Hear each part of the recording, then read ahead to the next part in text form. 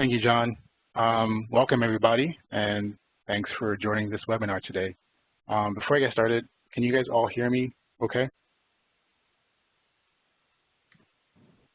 Sounds good. Thank you. Great. So let's get started. So today we're going to be talking about the recent guidance around the flexible match concept released by both FEMA and HUD back in October. We'll start with an overview of FEMA and HUD, and then we'll go into detail on how to conduct flexible match with examples, how to satisfy federal requirements applicable to both FEMA and HUD, and how flexible match can provide both an added benefit to FEMA applicants and HUD grantees. So to introduce everyone who's involved with this presentation, we have Jen Carpenter, the Assistant Director of Policy for the Disaster Recovery and Special Issues Division at HUD. We have Carrie Whitehead, the Attorney Advisor working on affordable housing and community development, disaster recovery, resilience, and economic development at HUD. And Michaela Kitani, the Community Development and Planning Specialist at HUD. We also have a few folks from FEMA, Denise Yandel, the Public Assistance Branch Chief for Region 10, and Sarah Mulligan, the Supervisory Emergency Management Specialist at FEMA. And lastly, we have myself, Oni Ibe, from ICF.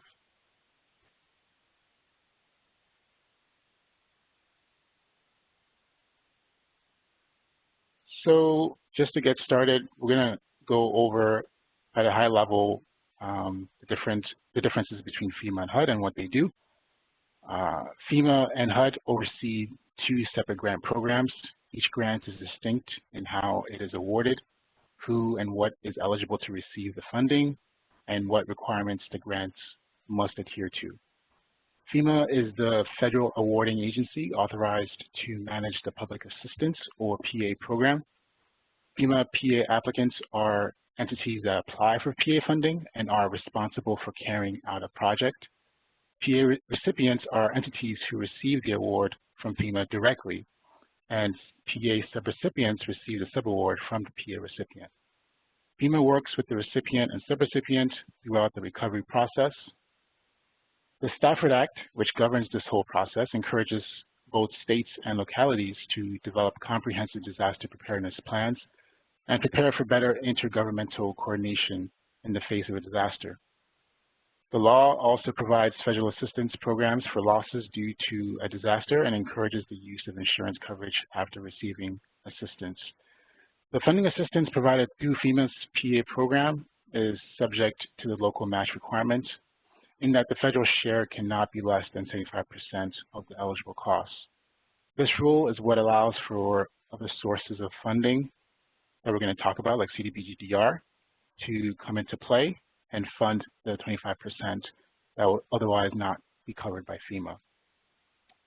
On the other side, we have HUD, who is authorized to allocate and award the Community Development Block Grant Disaster Recovery Funding, or CDBG-DR, when Congress makes funds available. CDBG-DR funds are provided as a block grant to grantees who have the primary responsibility to oversee and administer this funding. As per regulations, grantees can actually use CDBG-DR funds for payment of the non-federal share that is needed to satisfy local match.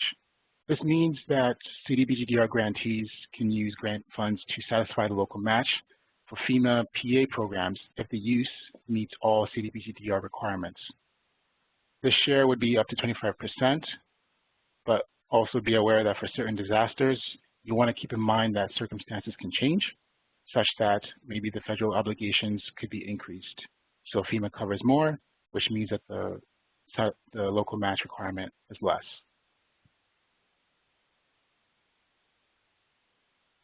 So let's get into public assistance. FEMA's public assistance is the largest grant program and provides funds to communities responding to and recovering from major disasters. After a disaster, FEMA informs PA applicants of new funding, and they have 30 days to submit their request for public assistance. The PA recipient or the subrecipient will then prepare PWs or project worksheets for eligible work based on actual or estimated costs. The project worksheet is a tool used by the PA applicant and FEMA to develop projects and is the primary document used to specify the location, the damage, the scope of work, and the cost estimate for each project. FEMA processes all PA grant funding through these project worksheets. The PA program also determines the eligibility of any project by first evaluating the applicant's facility, work, and cost in that order, such that eligible applicants can include states, federally recognized tribal governments, U.S. territories, local governments, and certain private nonprofit organizations. Eligible facilities must have been impacted by a presidentially declared incident, be located within the disaster designated area, and be the legal responsibility of an eligible applicant. Eligible work for the PA program consists of emergency work under Section 403 and Section 407, and permanent work under Section 406. Eligible costs must tie back to eligible work, be necessary and reasonable, be documented, be reduced by all applicable credits like insurance, and be consistent with the applicant's internal policies.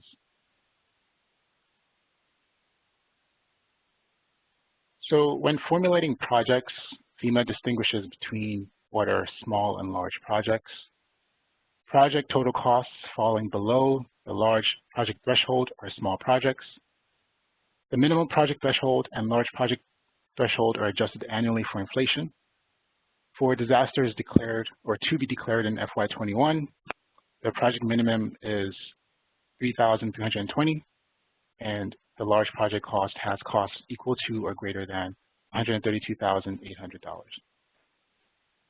Funding for small projects are usually based on estimates, while large projects are based on actual costs documented. However, most large projects are initially approved based on estimated costs because work is not completed at the time of approval. When it comes to formulating these projects, PWs should be grouped in a logical manner to include multiple facilities and or sites into one project. To group similar types of work in a single PW or project, you want to make sure that the work aligns with one of FEMA's categories of work. So as you can see here, we have Section 403 and 407 that cover emergency preparedness and response and debris removal respectively. We also have Section 406 that covers what we would call permanent work, or categories C through G, such that the work can be for roads, bridges, water facilities, and so forth. Then you have Section 422, which covers anything that cuts across these prior sections but are considered small projects. So they're below that minimum threshold we just discussed. And then lastly, we have Section 428, which cover the alternative procedures projects. When formulating projects, you also want to consider the following. Is the work going to be awarded under a single contract or multiple contracts? Is the damage contained in or around the same facility or system? And is the damage within a site-specific area or boundaries? These type of questions and considerations really help you understand what type of work you're combining and make sure that you're grouping things in a logical manner that makes it easier down the road for local match to be conducted. The more logical your projects are, the easier your review should be, and the easier it will be for you to reimburse the costs later on. So now we'll talk about HUD's grants.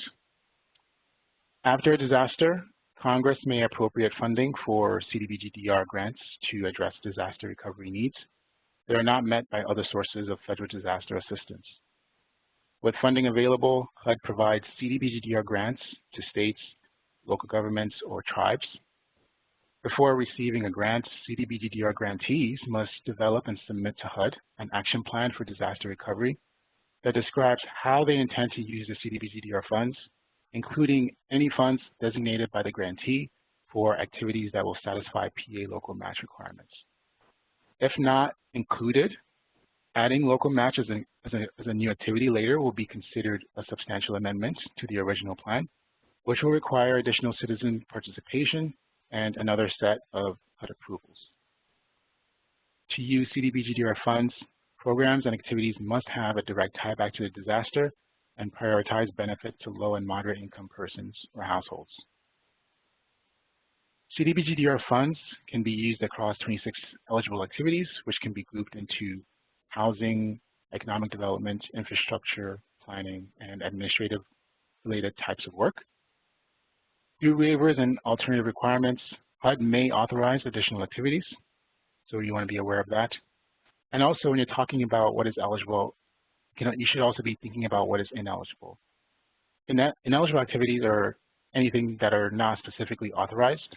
So examples can include maintenance and operations, general cost of government, purchase of equipment or personal property, and things like that. Just be aware, however, that in some situations, costs that are presumed to be ineligible can actually be eligible. So it is recommended that you work with HUD to sort out issues that may arise for specific activities during the grant lifecycle.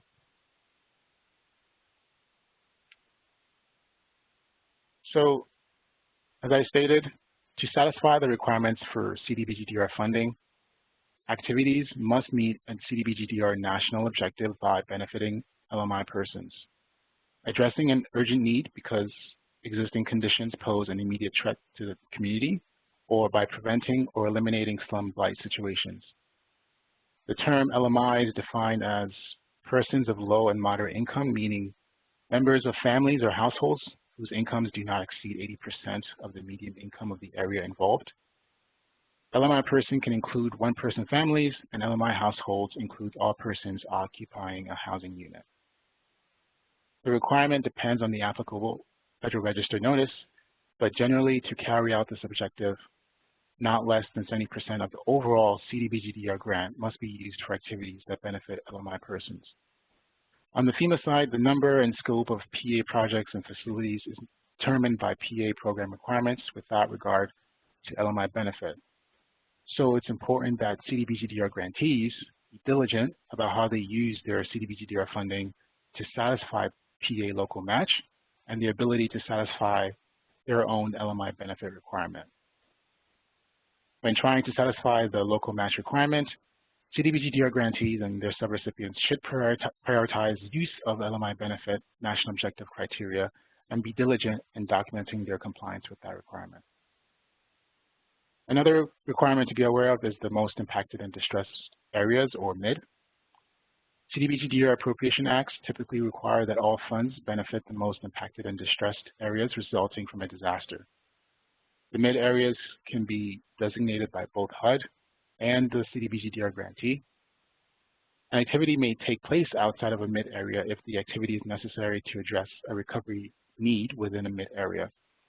Typically, 80% of the CDBG-DR grant must address unmet disaster needs within the HUD identified MIDs. The grantee may determine where to use the remaining 20% of the allocation, but that portion of the allocation may only be used to address needs in areas that the grantee determined are most impacted from the same disaster. As per the guidance, PA projects cannot use DR funding as a source for the local match if the location is outside the HUD or CDBG-DR grantee identified area. So we've gone through some of the big overviews of FEMA and HUD. These are things to keep in mind as we get deeper into discussing flexible match. And with that, I'll turn over the presentation to Sarah to discuss flexible match.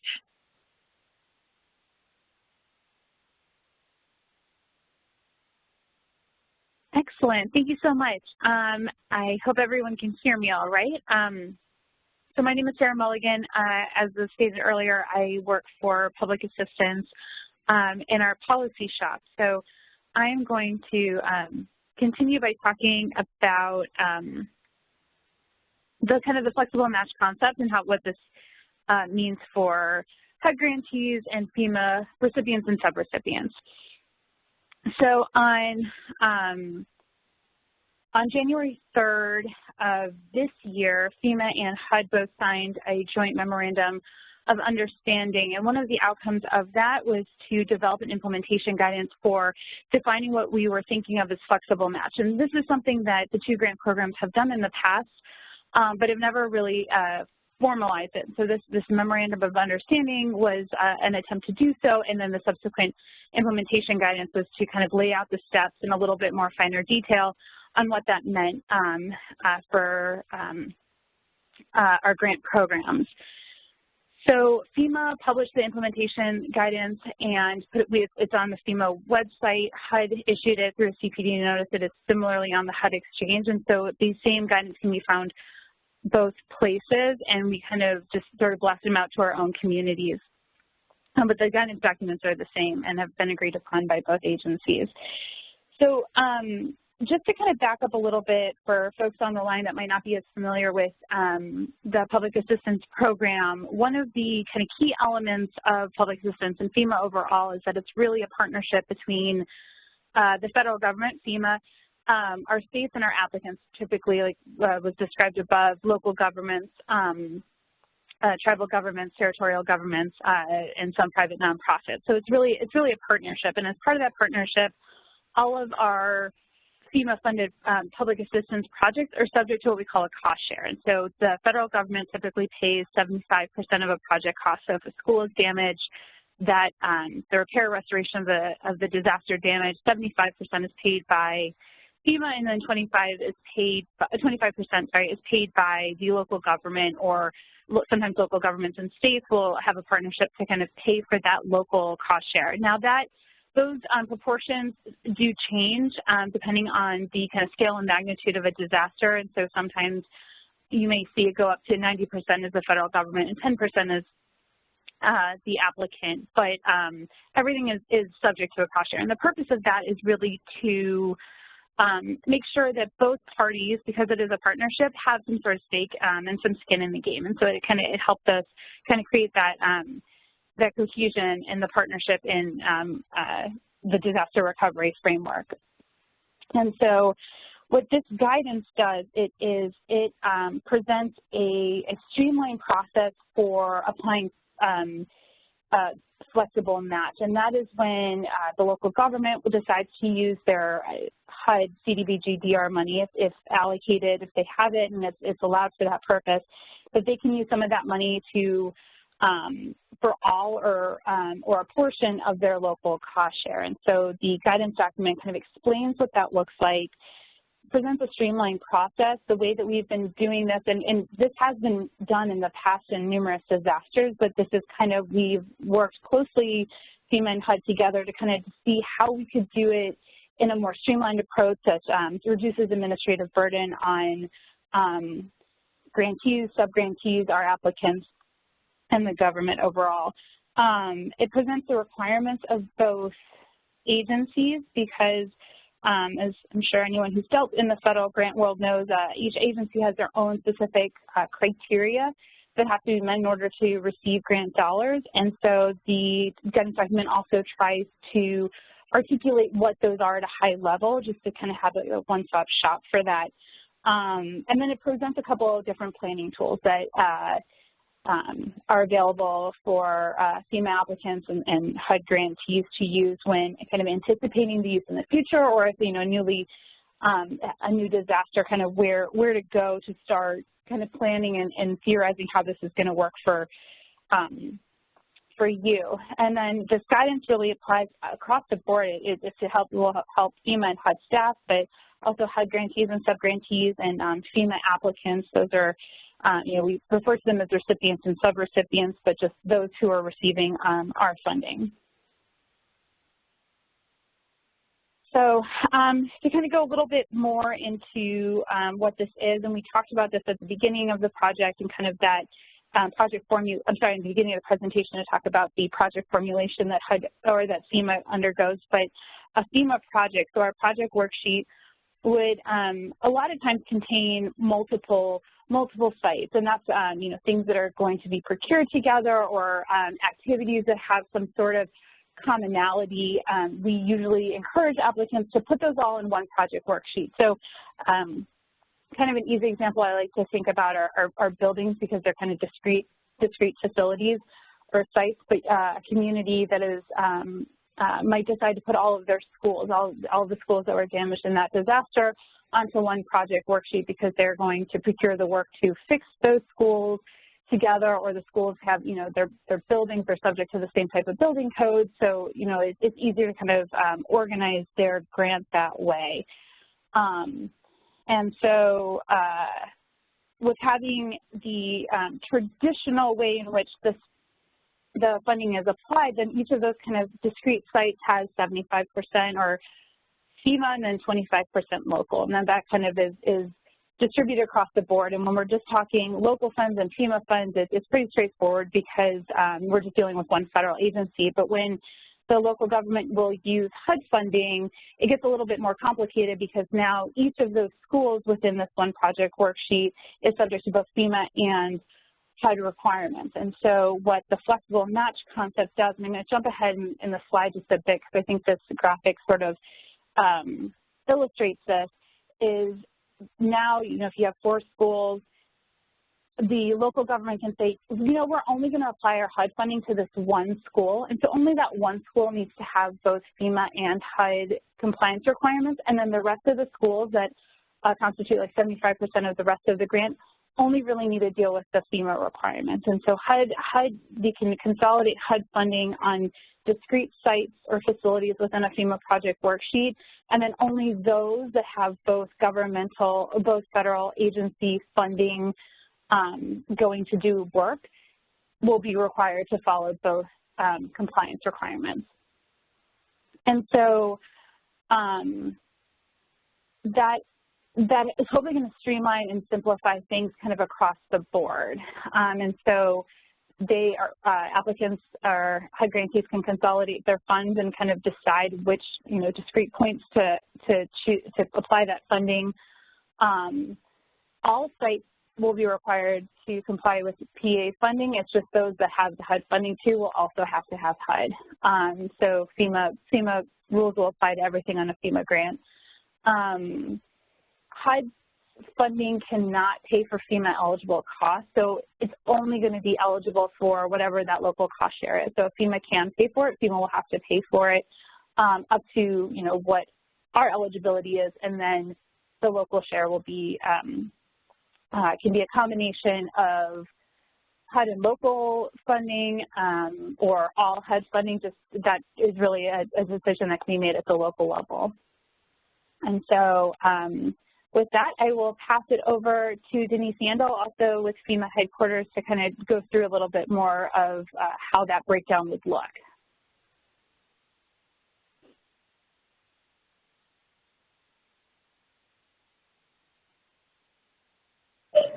Hi, Sarah. You'll have to pass the ball over to me, or you can, or I can just have you change the slides over. Oh, there you go. Great. We get the ball passed. As Sarah showed on this particular illustration, and I'm going to go in the next couple of slides into a little more level of granularity, how it works is, as she noted, the first we have a normal, or we call it a traditional process, and then we have the flex match process. So if we kind of follow, the next slide is going to show us how the traditional process works. Under the traditional concept, the CDBG-DR funds apply at a local match at the entire project. As seen in this slide, each cost and site is proportionally distributed between the PA and CDBG-DR money. This means that all work is subject to both PA and CDBG-DR eligibility and compliance requirements. So as you notice in site number 1, 2, 3, and 4, the HUD funding is distributed 25% to each of the sites for a grand total of $287,500. What this means is that each site has to meet HUD's requirements. Each site has to meet PA FEMA requirements when it comes to doing the compliance. But what I want to show on the next slide is how the $287,000 is used when it comes to the flexible match. So let's move to the next slide. In the flexible matching, you're using a concept where the applicant can pick and choose which project they want to apply their CDBG-DR funding. It can either be to a specific facility or to a specific site within that project. Now, be mindful, all sites and facilities must comply with FEMA PA requirements. However, only the site that's using the CDBG-DR assisted portion must comply with the CDBG-DR requirements. So the flexible match concept can reduce the number of facilities and sites within the project that must comply with both federal grant requirements. So if you notice in this particular example, which is the exact same as the previous example, except we're taking site number 4, and site number 4 is going to comply or has to comply with all of HUD's requirements. But you also have to be mindful that all sites 1 through 4, still have to comply with all of FEMA's PA requirements. So let me turn it over to Jennifer Carpenter with HUD, and she's going to go into some factors to consider when selecting a site or facility to use the CDBG funding. So let me drop this to Jennifer.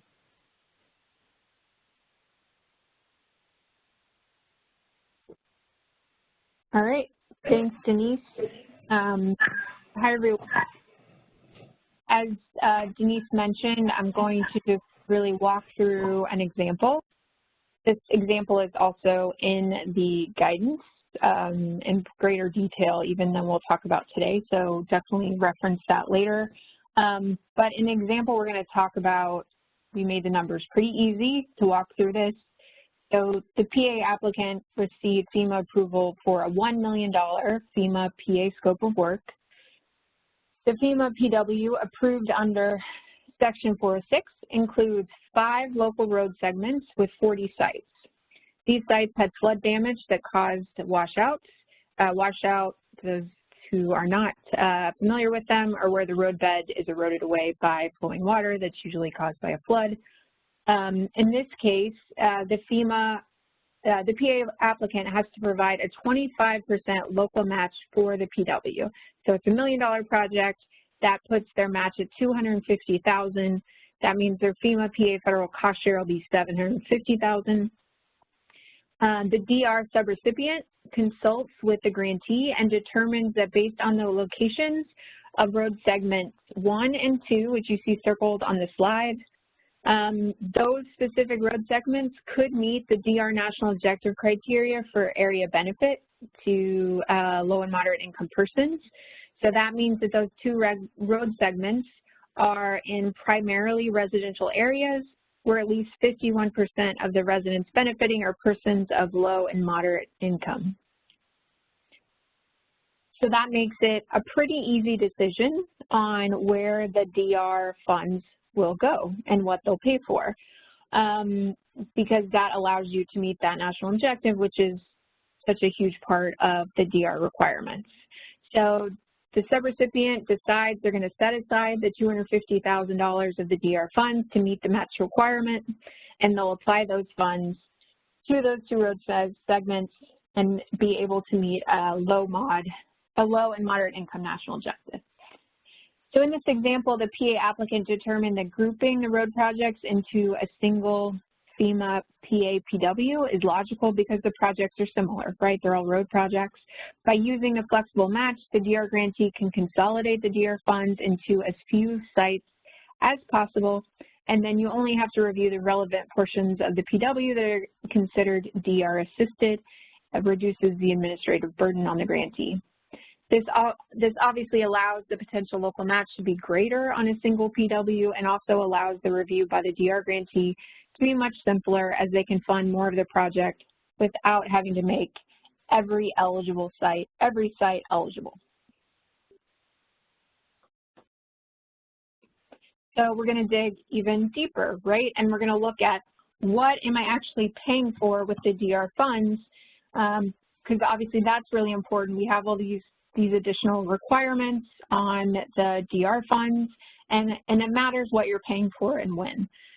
So in this case, in this example, HUD is going to pay for the planning and design costs for road segments 1 and 2, and then the reconstruction of all the washout for road segment 1, and then a portion of the reconstruction of the washout for road segment 2. So we didn't want to give you a perfectly clean example. We wanted to focus on how these nuances in a project, like just paying for a portion of the construction work, would affect these requirements. So that's why we did it this way. And although the DR funds are not used to pay for the entire cost of road segment 2, right? We're saying we're just going to cover $50,000 of the construction costs for road segment 2. It still means we still have to think about the entire road segment 2 when we're talking about meeting a national objective, right? So reconstruction of road segment 2 is an eligible CDBG activity, so you can check that box even if you're just paying for a portion.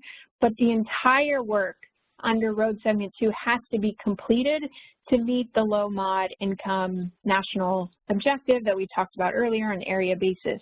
So that has to be complete, or the folks in the area aren't benefiting, right? So to meet that national objective, even though you're only paying for a portion, the entire road segment has to be completed to meet that national objective. The other thing we want to talk about is understanding the contract structure. We are probably going to talk, we're going to talk a lot about procurement.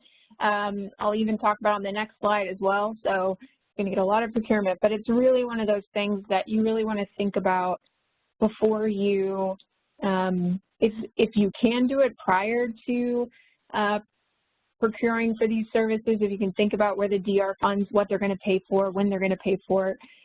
It's just, you really want to think about these things as early as possible and work with the folks on the other side of the house who are doing this, make sure those requirements are in there.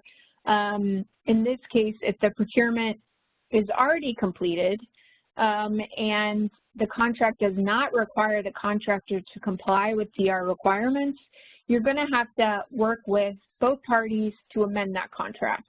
You have to have those DR requirements in the contract, or you're going to have to do a new procurement to include them. So it's really something that's really important. Hopefully, if you've already done their procurement, they will, the other party will work with you to add those additional requirements in. But if not, you will have to do the re-procure for those services to make sure you're not in non-compliance. You also want to understand how Davis-Bacon wage rates and Section 3 requirements would apply to the entirety of the project assisted with DR funds, so not just the portion you're paying for in road segment 2, but the entire project. You need to examine each of these requirements separately because they do all apply a little bit differently. I mean, generally speaking, CDBG requirements apply to the CDBG assisted portion of the project, but there may be some requirements that don't work that way. And so you want to make sure you're looking at each one. So for example, you have Davis-Bacon wage rates that would apply to all of segments 1 and 2, even though DR funds will not be used to pay for all of the work in segment 2.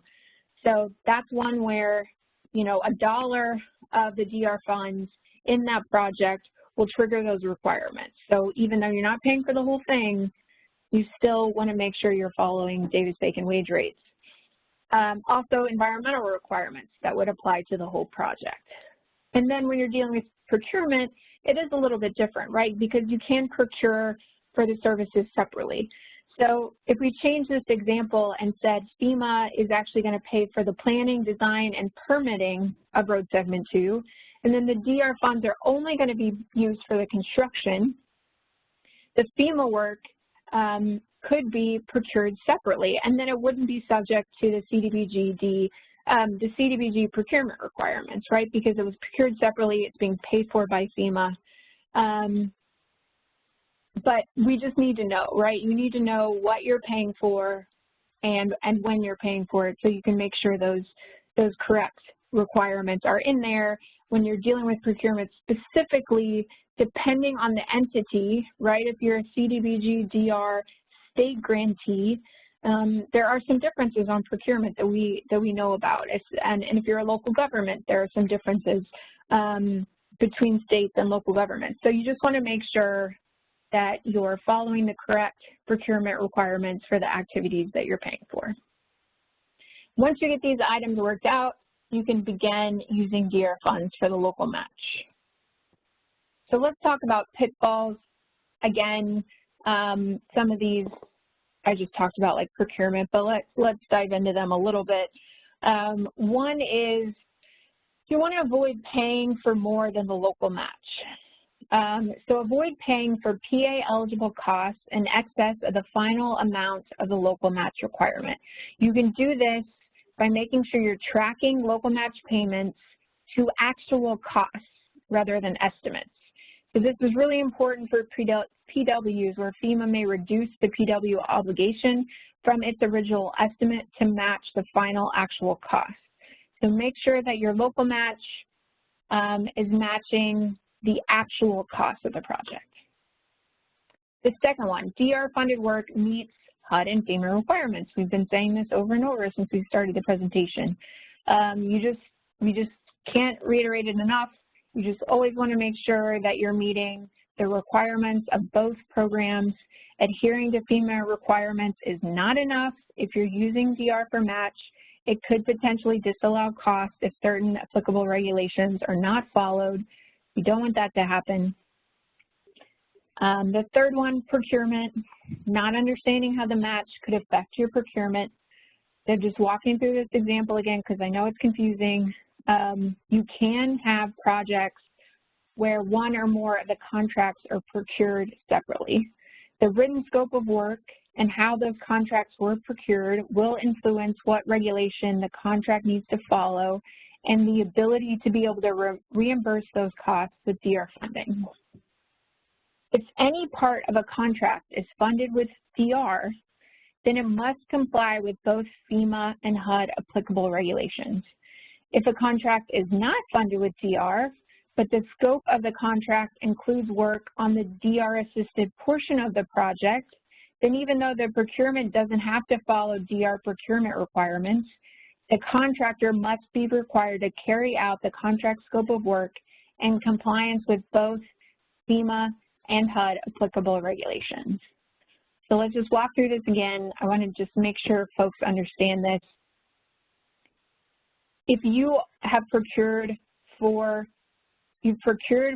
services and part of those services will be paid for with DR funds, you want to make sure that contract includes everything you need in it for the DR funds, or you will have to amend that contract or reprocure if both parties will not agree to amend. So it's much easier to make sure those DR requirements are in there ahead of time and will save you a lot of time and grief in trying to amend those contracts. And lastly, we want to encourage folks to think about timing considerations. DR grantees, and HUD fully expects DR grantees to set aside DR funds to pay local match on projects that are still in the development phase and where costs have yet to be incurred. But remember that DR has a time limit. You have an expenditure deadline on those funds. So waiting to expend the DR funds for PA local match could jeopardize the funding if you're not able to spend the funds within the correct period of performance. So this is why grantees and PA applicants need to coordinate early on to ensure that the project start and end dates are defined and that a project spend schedule can be allowed in order to ensure timely expenditure of DR funds, because it's really about spending the money on the DR side. That's where your requirement is, whether it's 6 years for our regular DR programs, whether it's 12 years for our mitigation funds, whatever the timeline is on spending your money on the HUD side, that's about spending the money. You don't have to meet a national objective. That's not what it's about. That's not what the requirement is. The requirement is about spending the money, and then obviously you will ultimately have to meet a national objective to make that eligible. But just remember that when you're working with your partners and talking about timelines. All right, I am now going to turn it over to Carrie.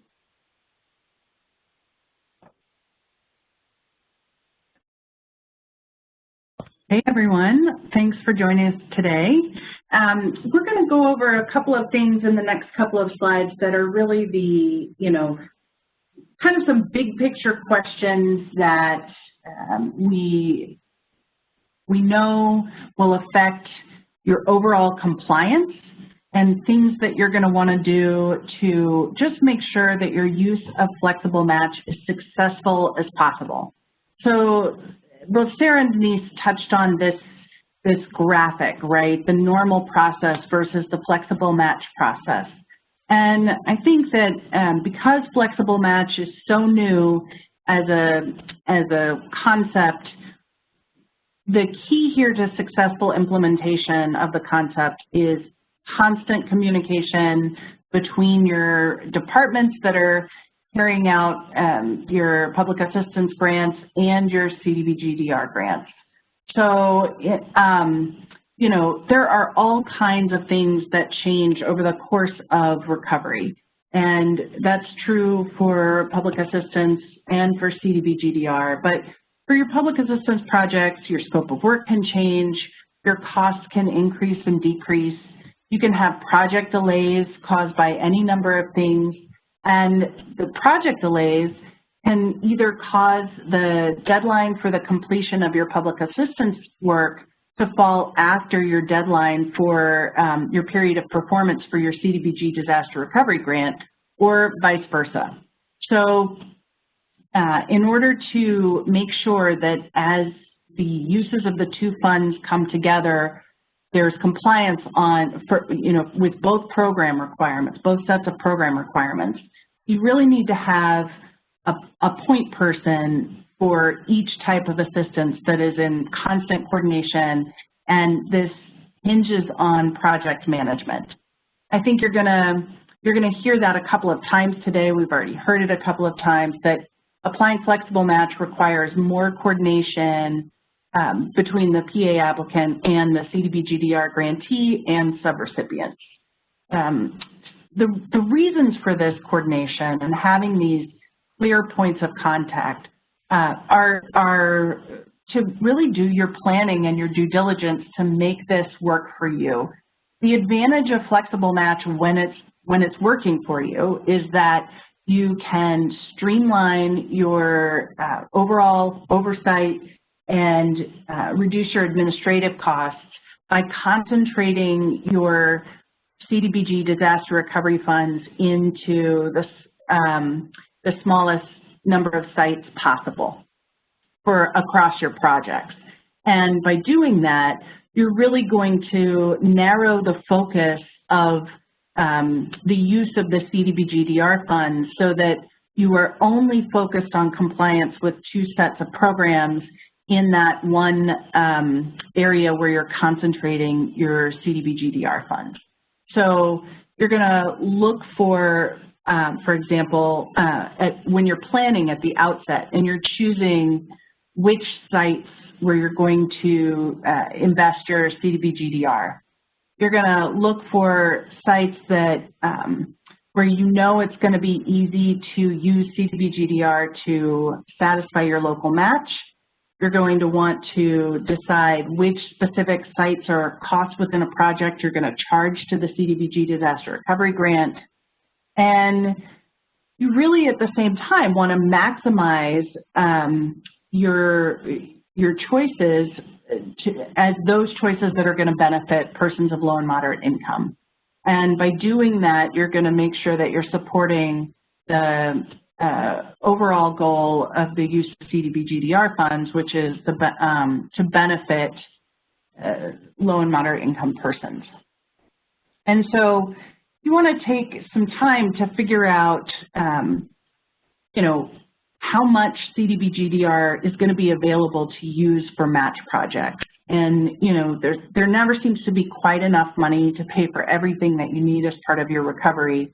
So your amount of CDBG-DR might not be sufficient to cover the full local match requirement for all of your public assistance funds.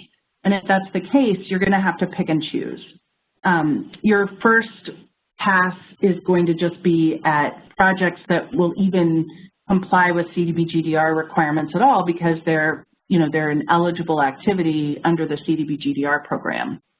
And then you want to look for project worksheets that are either fully obligated by FEMA or your actual costs are known and you're doing reimbursement, because that might reduce the possibility that the scope of work is changing and hopefully will help even further reduce the amount of coordination it's going to take as those costs and changes have to be reviewed both on the PA side and on the CDBG-DR side. And really want to think about managing risk of noncompliance. So in most cases, a CDBG-DR grantee is going to be working with subrecipients who are PA applicants to pass down and subgrant the CDBG-DR funds. And, we have to realize that the CDBG-DR grantee retains the responsibility for oversight here. And so the CDBG-DR grantee is going to have to make some risk-based determinations for, how and when they're going to monitor compliance. Is it going to be at the end, or are there going to be some checks along the way? And the more you push that compliance effort to the back end, it's going to increase your risk of noncompliance and your potential for monitoring findings. And if you are a CDBG-DR grantee and you get monitored by HUD and you haven't done your work for overseeing the subrecipient, it's the CDBG-DR grantee that ultimately is on the hook for remedying the noncompliance. So there's a real need to assess the capacity of subrecipients and then determine how much oversight is necessary for to make sure that you're meeting the subrecipient where it is. But if you have to pick and choose because you don't have enough money to pay for your full amount of match, you should look for subrecipients that are high capacity or that have demonstrated ability to keep great records, or they're operating on a reimbursement basis and they already have great records. And the more you can get information out the door to your potential subrecipients early, even before you know the final amount of your match, you can let them know, here's what you're going to need to be successful in either applying for a subgrant for match funds or in carrying out a CDBG-DR subgrant for match.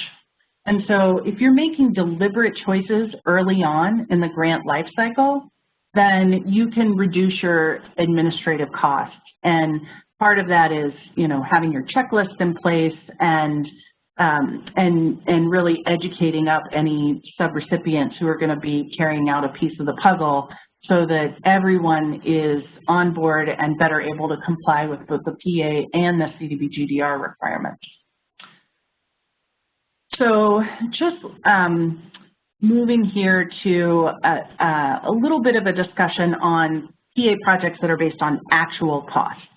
For 406, when we're talking about, and 403 and 407, any of these projects that are based on actual costs, the amount of local match might be unknown over time, right? It's you're going to start out with an estimate, but since you're operating on a reimbursement basis, those costs are going to be refined over time, and then when your actual costs are known, that's when you're going to be able to determine, oh, my final requirement for local match is X, $100,000, whatever it is. You're going to know that once the actual costs are known. And on the CDBG disaster recovery side, our Appropriations Acts generally include a statutory order of assistance that prohibits the use of CDBG disaster recovery funds for costs that FEMA is going to pay once they're eventually included in the project or in the project worksheet. So for any PA project, given that the amount of local match can change over time for any number of reasons. I mean, it can be actual costs are changing, it could be scope of work is changing, or it can be that, you have a situation where all of a sudden the grantee is over a certain threshold of damage and the percent of the required match is changing, if the damage estimates are really high. All of those things can cause a problem if you've put all of your CDBG disaster recovery dollars in, and then the scope decreases and the amount of local match that's required decreases, because in those cases, you know, you've already paid for something that ultimately you didn't have to pay for, that FEMA would pay for, and you could potentially end up violating that order of assistance provision. On the other hand, you know, if your costs are going up, if there are upward adjustments in actual costs, these aren't going to lead to order of assistance problems, because you can always go in after the fact and increase the amount of local match over time. So, you know, the key takeaway from this conversation is that CDBG disaster recovery funds cannot be used to temporarily pay for costs that are later going to be reimbursed by FEMA. So you hear grantees sometimes ask about bridge funds or float funds, or can I front the money with my CDBG-DR and then get reimbursed later by FEMA? And the answer to that is no. And it's a hard no, because we can't waive the order of assistance provision since it's in the CDBG-DR Appropriations Act itself. We, HUD, cannot waive that. So, you know, that provision can be violated even if you say, oh, I'm just giving them temporarily and then I'm going to recapture them. If you know FEMA funds are coming, or if FEMA funds are coming later, then you can't decide you're going to pay for it up front with CDBG-DR and just being reimbursed. So this is why flex match is a key concept that requires planning in order to be successful. You have to have policies and procedures in place that are going to ensure your compliance with requirements. So, you know, what would a successful grantee do to avoid violating order of assistance provisions? You know, this is going to really depend on your specific facts and how fast the funds are flowing in your area, how quickly your projects are coming together. But some key things that we highlight in the guidance are, one, waiting until the scope of work on your PA project is unlikely to change before charging costs to the CDBG-DR grant or subaward. You can go ahead and reserve funds, but wait to actually charge the cost to CDBG-DR if you can, until you know what those costs are going to be. Another option is to just say, we're going to operate entirely on reimbursement. We're going to pay for costs with non-federal funds initially, and then we'll reimburse ourselves. And the key there, if you want to go that route, it's a good route to go.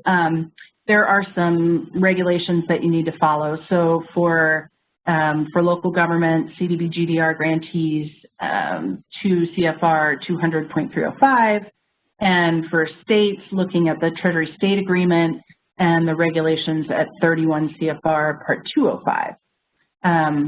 Then, you know, you can also apply some concepts that often show up in contracts, like retainage, for example. You can hold back a portion of your CDBG-DR funds that are planned for activities to satisfy local match, and then once the projects, you know, are finally shaping up and you know your actual cost, pay that 10% holdback or whatever it is to make sure that you're not violating order of assistance provisions, you're not putting more CDBG-DR into the project than is going to be required to pay local match. And then again, all of this is just going to take regular coordination with the point of contact on the PA applicant side, just to anticipate problems and know when the project is changing and make sure you have a strategy that's considering the requirements of both programs. So, you know, there are times when FEMA funds are awarded after the CDBG-DR for a project, you know, in particular where, you know, FEMA funds just, no one thought they were going to be available. And, you know, if that happens and you've already put the CDBG-DR into the local match for the PA, then you should immediately recapture those funds once you know that the FEMA assistance is on the way. And, you know, there are a few instances where, you know, this might happen years after you've you've put in the CDBG-DR Funds. So, you know, one example that that's come up in recent years, we had a state that had initial PA obligations that were subject to a 75-25 split, the standard 25% non-federal cost share. But after 4 years, the state's costs had increased enough to pass the threshold where FEMA, under its regulations at 44 CFR section 206.47, recommended an increase to 90% federal cost share for FEMA PA. And once that happened, all of a sudden there was more FEMA PA coming into the project. But, you know, for those PA projects that were right at the end of, you know, they were near closeout and they'd already expended funds, you know, that's a situation where, you know, there was no intentional violation of order of assistance, but you still have to go ahead and recapture those funds as quickly as possible to prevent a duplication of benefits. That's not really the same as fronting funds, it's just an unknown. But, you know, to the extent that you can anticipate those unknowns, just don't pay for the cost with the CDBG-DR upfront. It's much better to deal with it on the front end. You know, we've already had a couple of questions about small projects and projects under alternative procedures for 428. Flexible match works in both of these cases. In some instances, you know, there are some different considerations when you're talking about an estimated scope of work and a fixed cost award from FEMA. So match in those cases is usually fixed. It's pretty much based on the estimated cost to complete the scope of work for these projects. And where, you know, where that cost is fixed, you know, generally speaking, you know, that's what the match is going to be based on. It's also usually fixed. And there are a few exceptions to that we can, you know, that FEMA may handle on a case-by-case basis. But for the most part, you know, you are going to have situations where FEMA funds, you know, the PA funds might be able to be moved around in the same project worksheet or another 428 project worksheet, but, you know, the CDBG funds in most cases will stay the same. When you're talking about moving within the same project worksheet, if you're talking about another project worksheet, you know, it might cause the match amount to change, and you should go to FEMA for advice on what to do in those cases. You know, we wanted to make sure we gave you an example of what this looks like. You know, this is an example that basically just modifies some of the examples Denise was talking about. So assume in this case we're talking about a section 428, it's a fixed cost alternative procedures project. And in this case, the actual costs are less than the estimated costs. So there are some cost savings for the underruns, and the PA applicant wants to use them for approved work on the same project. So in this case, you can see in the first column that the total costs for the estimated cost of the project are the same as the earlier example, $1,150,000. And the excess funds, you can see in the second column, are $70,000. There were cost underruns, and that $70,000 was able to be shifted to other types of uses for approved work. And those types of uses might include, for example, restoration of disaster damaged facilities and equipment, or alternate projects like purchasing equipment, constructing new facilities, or improvements to undamaged facilities such as shelters and emergency operations centers in the declared areas. There are also some mitigation measures you can move towards. And, you know, another example might be salaries for your PA or your emergency management staff. Those things are pretty well covered by FEMA's existing guidance. But, you know, when you are moving those funds around, in this case, where it's on the same project, your amount of your HUD CDBG-DR funds is not going to change, and the uses of your HUD CDBG-DR funds are not going to change, because the amount was based, the amount of the local match was based on the estimated costs, so they don't change even if the actual costs differ. And the funds don't move around because they were already concentrated in Site 4 in this case. And so this is an example where you have no movement. If, for example, you know, you wanted to consider something that, if you wanted to cover not covered by this example, where the PA applicant wants to use funds across other alternative procedure permanent work projects.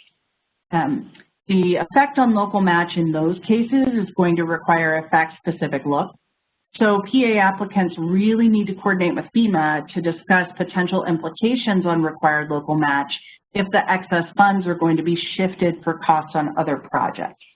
And this is important because if the required local match decreases, the CDBG disaster recovery grantee is going to figure out whether this would potentially cause order of assistance problems if the amount of CDBG funds that went into the project exceed the ultimate required local match.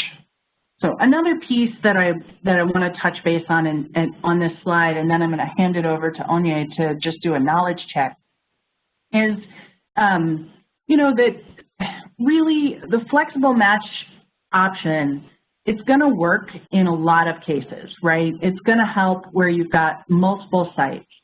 It's not really going to help where all of your work is happening on one site location, right? The cost savings and the advantages of this concept really come into play when your work is spread out over a large geographic area and you're able to identify a clear and limited CDBG disaster recovery assisted portion of that project on a single site that you can distinguish. And the reason for that is that, you know, if you're outside of the match concept, you know, when you're just talking about CDBG disaster recovery funds or any type of CDBG assistance, that money is used with other types of funding sources for many projects all of the time. But the requirements really are going to apply to any part of work that's considered a CDBG assisted project. And so the reason the flexible match concept works is that for purposes of CDBG, only the site that the CDBG funds are going into is really, you know, for the most part going to be the CDBG assisted project. You need to consider this because, you know, if you are building a building and, you know, you're going to put $1 of CDBG into the building. If it's a construction project and you're building a public facility, you know, Davis-Bacon requirements are going to apply to the whole facility. So that's why you really can't get down to a lower level. And the flexible match concept is really useful when you're talking about multiple sites, but just concentrating and clearly demarking your area that is a CDBG-DR assisted project. So I think with that, I will pass it on to Onye with one, one final reminder that coordination is imperative here. And, you know, you should be taking precautions to just make sure that as you move forward with any flexible match option, you are never putting in more CDBG-DR funds than you're going to need in your final actual amount of required local match. And with that, Onye, I'm going to pass the ball to you. Thanks, Carrie. So now we're going to have a knowledge check. Sorry, I guess you're an echo. Or is that just me? Okay, so we're going to have a knowledge check. There are two questions here that we would love you guys to go into the polling section of the WebEx and respond to. They're both true and false questions. The first question says, costs that are funded by CDBG-DR only need to adhere to CDBG-DR requirements. So what is the response to this? Is this true or is it false? And the second question is, FEMA allows flexible match to be used for prior disasters. For CDBG-DR, if a project was not included in an action plan, substantial amendment to the action plan must be done. Substantial amendments require additional citizen participation and HUD approval. Is this question true or false? So just go ahead and respond in the polling section and submit your answers.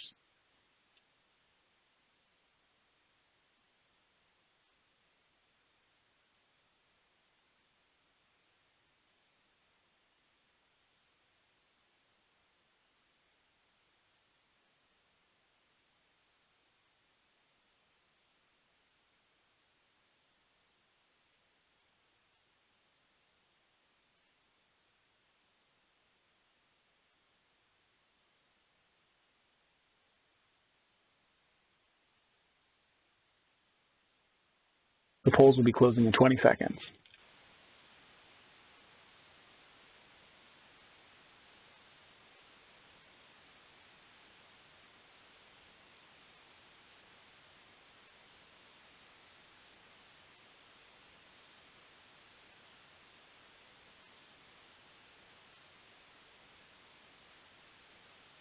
Great. So if we look at the responses for the first question, the majority of you, I think,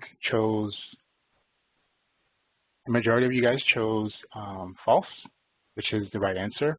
So the entire PW must comply with all PA requirements. The sites, facilities, or structures that are part of the CDBG-DR assisted portions of this PW must comply with CDBG-DR requirements and PA requirements for the CDBG-DR assisted activities to satisfy the local match requirement. For the second question, I think a portion of you guys got this question correct as well. Yes, the project will have to have a tieback to the disaster, but not necessarily the damage or the reason for the disaster. And the use of the funds must also meet national objective, provide a benefit to low-income persons. And yes, if you are making an amendment, you definitely need to go through the substantial amendment process. So that's good. So now we're gonna go into talking about grant management and closeout. So like Carrie said, the use of CDBG-DR funds to satisfy local match will require some planning by both the CDBG-DR grantees and subrecipients to avoid violating the order of assistance provisions that apply to CDBG-DR funds. CDBG-DR grantees should make sure that they plan and develop policies and procedures that ensure that they're complying with the order of assistance requirements, and that they consider their PW amendments and any changes to the local match requirements or any changes to FEMA's obligation on a given project. Again, like Carrie said, to avoid issues when it comes to using these funds, you want to wait till the scope of work is developed before charging costs to CDBG-DR. You also want to wait until the actual costs are incurred if you can. And throughout the process, whether it's before you get the grant or as you've gotten the grant and you're spending against the grant, and even when you're about to close out and afterwards, you want to always make sure that you're coordinating regularly between, the CDBG-DR grantees and your FEMA PA applicants. This coordination is going to allow you to, anticipate problems and develop a strategy that, considers what each grant needs and requires, and make sure that you don't set yourself up for failure.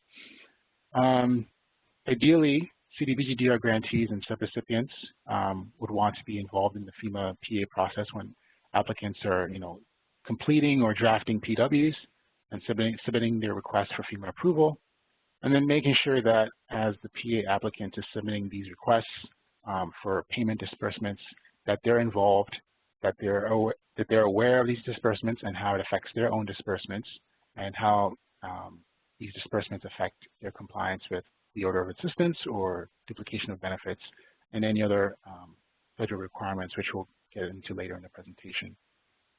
As you can see in this table here, FEMA and HUD both have requirements to review their grantees' performance on a quarterly basis through quarterly performance reports. And both FEMA and HUD also require quarterly submission of the Federal Finance Report, or SF-425. And these things are an opportunity for both applicants and grantees to coordinate how they'll tell their story on their program progress and ability to provide oversight over their local match projects. So now we're going to talk about closeout. One thing to remember is, as you are spending down your federal funds, you want to make sure that you're adhering to your spending timelines and ensuring that you are able to close out the grant on time and with adequate documentation for any and all future audits that may come up, that may be performed. For FEMA PA, the deadline for emergency work, which covers sections 403 and 407, is 6 months from the declaration date and can be extended by an additional 6 months. The deadline for permanent work is 18 months from the declaration date and can be extended by an additional 30 months. The process for FEMA begins when projects are completed. And to begin to close out, the FEMA PA subrecipient notifies the PA recipient that work is completed and the date when the work was completed. To close a small project, the PA recipient must certify in writing that the PA applicant completed the approved scopes of work. And once FEMA receives the PA recipient's certification, FEMA officially closes the small project. It's a little different for large projects in that the PA subrecipient must provide documentation to support the actual costs within 90 days of work completion. The PA recipient must then verify to FEMA that all costs align with the approved scope of work. The work is in compliance with the FEMA state tribe agreements and all payments comply with 2 CFR Part 200.305. For 428 projects, the PA recipient must submit its certification to FEMA within 180 days of the PA subrecipient completing its last section, 428 alternative procedures project, or the latest alternative procedure project deadline, whichever occurs first. So in order to close the PA grant award to the PA recipient, FEMA and the recipient must conduct a final reconciliation, which verifies that FEMA has issued final determinations on all appeals. All eligible PA funding has been obligated. The PA recipient and applicant have completed all program projects and met all the requirements. The recipient has submitted its final expenditure report to FEMA, and both FEMA and the recipient have completed all administrative activities related to the PA program. When you talk about CDBG-DR, you're going to see somewhat of the same similarities. All funds must be expended before the end of the period of performance, according to the grantee's grant agreement, such that it's important that the CDBG-DR grantee be clear about the timeline for the completion of all work within its agreements with contractors and subrecipients. For DR, the process begins when the CDBG-DR grantee informs HUD of closeout. HUD verifies the data that's reported in their system, the DR system. The grantee then submits its final quarterly performance report. HUD then determines that the grantee is ready to close after its review. The grantee submits its closeout checklist. HUD will review this checklist and flag any issues it may have, and if there is none to flag, HUD and grantee will enter under a closeout agreement, and HUD will close out the grantee's line of credit in their lock system. After closeout, the CDBG-DR grantee must ensure continued compliance with the use of CDBG-DR funds, ensuring that there's no program income, and retaining records in the case of future audit. So this is a lot of information, but I want to reiterate that, again, as we've discussed in the prior slides, you want to make sure that you're planning and making good decisions about how, one, the PA applicant is grouping sites in a project worksheet, and how the CDBG-DR grantee is consolidating its funding within project to be beneficial for closeout. If possible, you want to choose projects where the reconciliation of transactions are not complicated, and projects where you do not have to deal with lingering issues that may prevent either grant from successfully closing out, such as audit. And this speaks to the importance of coordination that we've talked about heavily in this presentation. Again, you want to be coordinating at all times, especially during the program, making sure that as you're dispersing funds, you're monitoring for anything that could potentially trigger issues with compliance. You're monitoring things that might affect DOB. You're ensuring that your contracts are clean. If there are any applicable requirements like Davis-Bacon that needs to be followed, that you're following them and documenting all your decisions that are being made. And any decision that's that may be happening on the FEMA side is also being communicated on a timely basis to the DR side and vice versa. And just because projects might close out does not mean that coordination ends right then and there. You want to make sure that coordination is continuously ongoing, so such that a project is closed out. You want to make sure that whatever happens after the fact, there's still that communication, whether there's an audit that may incur. As the audit's going on, you may want to inform the other partner, hey, here are the findings from the audit that might be applicable to you to be aware of to address any concerns that may affect your grant. So again, coordination is very important. We always want to be diligent in how we're monitoring the program and so forth. And with that said, I will pass it on to Michaela to discuss how to satisfy applicable federal requirements. Thank you, Stephanie. And thank you all for joining us. And please just kind of hang in there a little longer as we finish up our presentation. And hopefully you all can stay on for a few extra minutes just to make sure that we go through all of our content that we need to share with you guys. So throughout this presentation, my colleagues at HUD and partners with FEMA and ICF have reiterated this concept of flexible match, and our joint guidance is really a tool to help you guys streamline the process to maintain compliance with both agency requirements. And our guidance document really acts as a reminder for some of those key topics that are necessary to be thinking about and planning for when you know you want to use the HUD CDBG-DR funds for match. And we've hit on this a lot, but that's a really big piece of why continuous coordination is so important. So we'll first start with the procurement requirements, and FEMA, please feel free to jump in too during the section to highlight any of those important considerations. So I'll first start with the easier scenario, and that is when FEMA applicants and FEMA recipients are local governments or tribes, and the HUD grantee is also a local government. This combination has the same requirements to comply with 2 CFR 200, 318 through 326. So that makes it a little bit easier. States, however, are treated a little differently under each of these programs. So for FEMA's public assistance program, a state must comply with federal procurement procedures at 2 CFR 200, 317, which includes following those same policies and procedures that they would otherwise use for procurement with non-federal funds. In addition to complying with those Environmental Protection Agency guidelines at 2 CFR 200, 322 for procurement of recovered materials.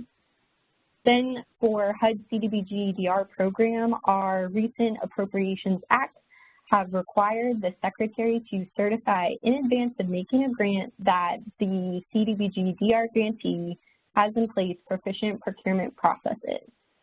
So this usually means that a grantee's procurement procedures upholds the principles of full and open competition, evaluates the cost or price of the product or service, and maintains their official website with the information about procurement using CDBG-DR funds.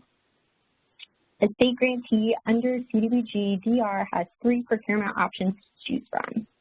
In the first, a state can adopt to Part 200, 317 and impose 318 through 326 on its subrecipients. Its second option is to adopt 318 through 326 for themselves. And then their third option is to follow their own procurement policies and procedures and establish procurement policies and procedures for the CDBG-DR subrecipients, as long as they're based on full and open competition, among other requirements. And our Federal Register notices governing our funds dictate all of these requirements, but in general, when we're talking CDBG-DR contracts, we're talking things like periods of performance, performance requirements, and liquidated damages. So to address these differences, you want to first look at what's similar between the two programs, and that's things like your full and open competition, evaluating cost or price. So if you're doing both of those for both programs, this piece is covered.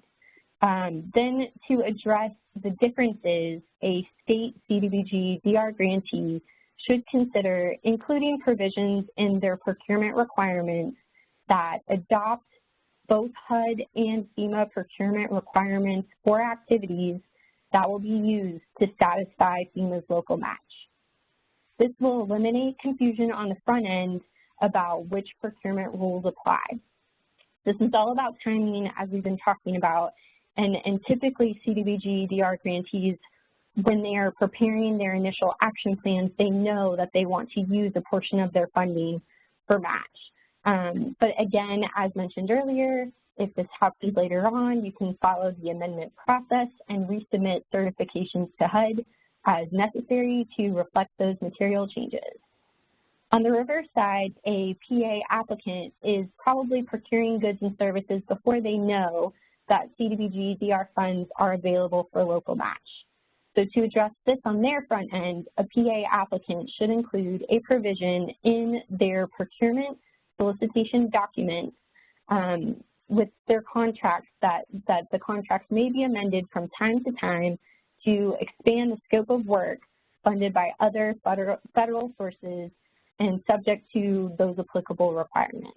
So this will allow contracts to be modified in the future to include terms mandated for CDBG-DR assisted contracts. And so for there, we're talking about hiring Section 3 residents, ability to subcontract with Section 3 businesses, comply with Davis-Bacon, or add in the liquidated damage provisions.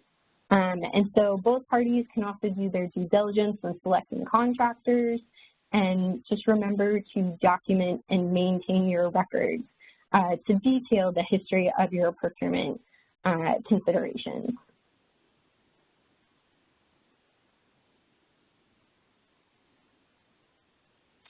Other requirements, we'll briefly talk through these. They are in greater detail in the guidance. And I just want to mention, too, that our guidance does not cover all programmatic requirements, but really does try to highlight some of those requirements that you may or may not be thinking about when using your CDBG-DR funds to satisfy the local match. And typically when we're talking these requirements, we're talking things like our Section 3 and our Davis-Bacon.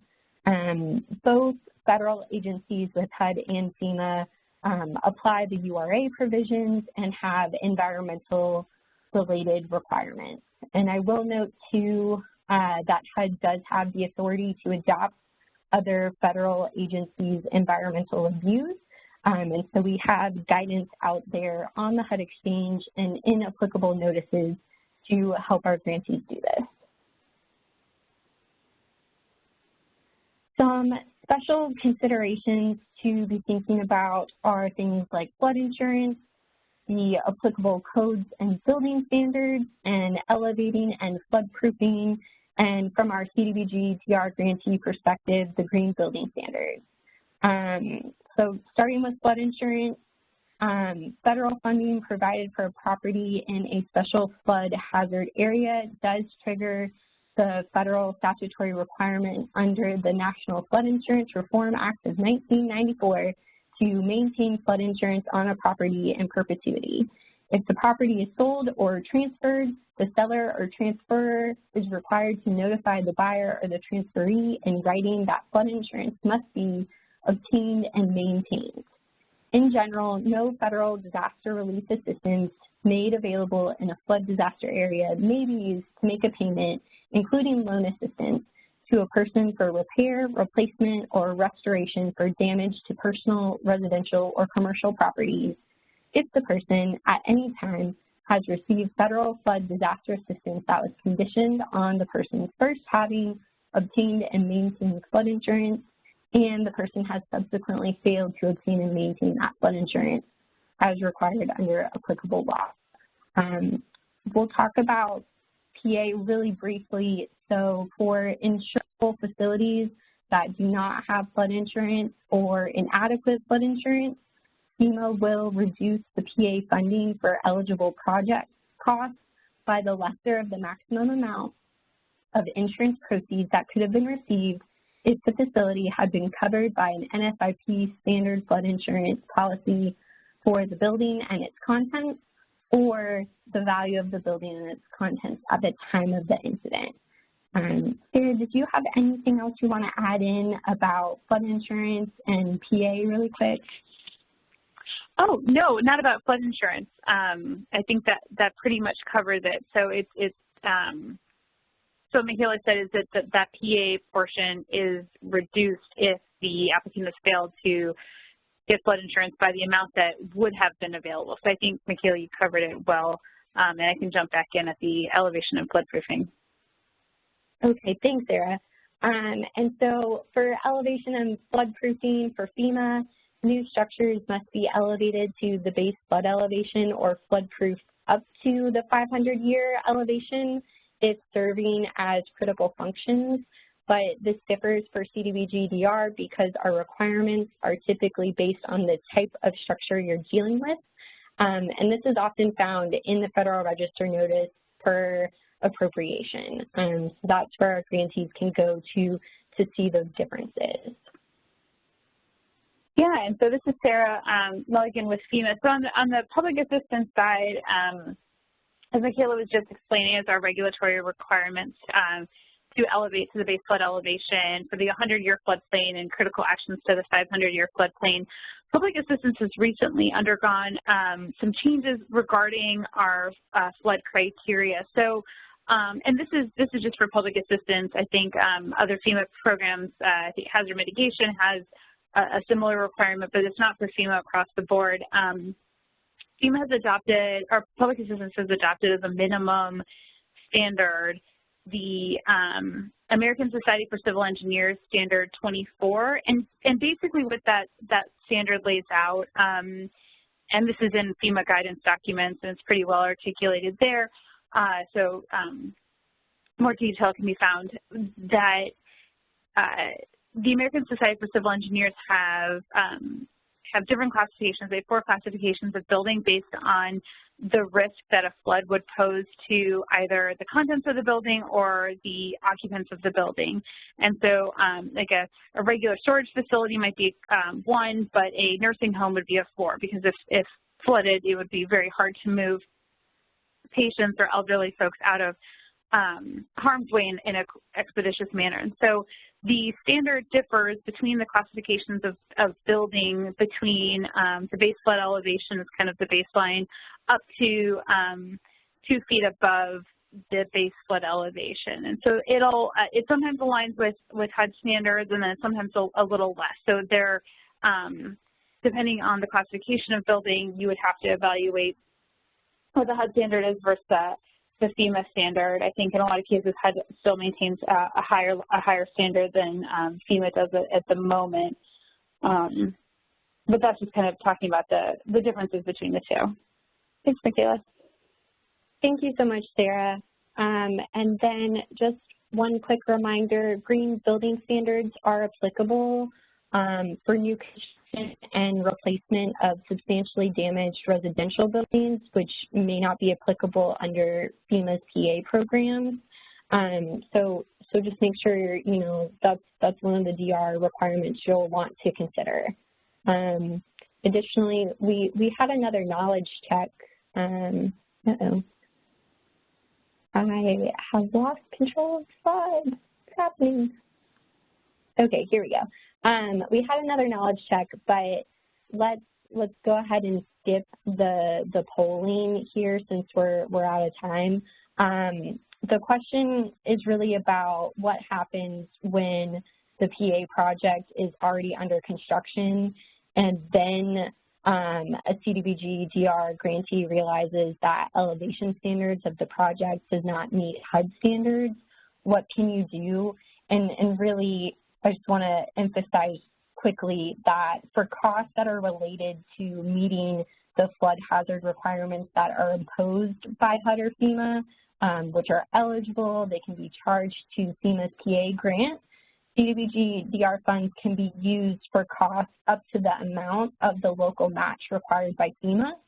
And when costs cannot be charged to the FEMA PA grant, CDBG-DR funds can be used to pay for costs that are required for compliance with CDBG-DR requirements or are otherwise necessary and reasonable, including complying with the federal cost principle requirements for that related work that's outside of the project, as long as it's CDBG-DR eligible and meets the national objective. So with that, I will turn it over to Jen to close us out.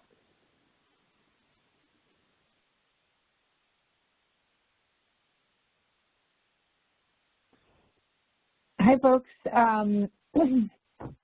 So I don't know if we are over time, so I'm not sure if we want to take any questions that we got in the Q&A box. I do want to clarify one thing on the grants management slides, that when you're talking about an SF425, we actually do get this question a lot. Grantees, if you don't know, on the HUD side at least, you can submit that through the QPR in DRGR. So it's part of your QPR. There's additional questions that were added since, I think, 2018, maybe that change was made. So it's not a separate document you have to submit. So just wanted to make sure everyone's clear on the HUD side on the SF425 and what's required there. Carrie or Sarah or Denise, are there any questions that came up that really quickly we just want to mention, or any clarifications anyone wants to add since we are over time? I just want to give a few minutes if folks can stay on to mention any questions that came in that you feel like are worth bringing to the full audience. Jen, this is Carrie. I think you know, we've answered them all in the chat publicly. So, you know, I would just have everybody who has remaining questions send them wherever you direct them to send follow-up. All right, folks. Thanks, everyone, for joining today. Here's some contact information for you on these last slides. Feel free to send emails to these to either the HUD email box or the FEMA PA policy branch so that you can get any of your questions that we didn't get to today answered, or if something comes up and you're reviewing this webinar later on, please feel free to reach out. And we just thank everyone for taking the time to join us today. Thanks, folks.